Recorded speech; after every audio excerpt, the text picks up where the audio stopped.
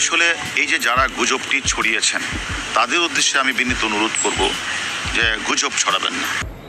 এবার সোশ্যাল মিডিয়াতে ভাইরাল হয়েছে ডিবি হারুনের একটি ভিডিও ক্লিপ, যেটি দেখার পর তাকে নিয়ে সবাই কিন্তু সমালোচনা করে যাচ্ছে।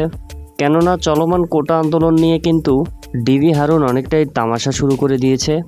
6 জন সমন্বয়ককে সে গ্রেপ্তার করেছে এবং তাদেরকে নিয়ে সে অনেক অত্যাচারও করেছে। জোর করে তাদেরকে দাবি প্রত্যাহার করার জন্য বাধ্য করেছে। এই বিষয়টা কিন্তু সবারই ক্লিয়ার হয়েছে, সবাই কিন্তু এই বিষয়ে জানে। এর পরপরই ডিবি হারুনের একটি ভিডিও ক্লিপ ভাইরাল হয়ে যায়। এই ক্লিপে দেখা যায় ডিবি হারুন ভিডিও কলে কারোর সাথে কথা বলছে এবং সে কিন্তু একেবারে খারাপ অবস্থায় ভিডিও কলে কথা বলছিল।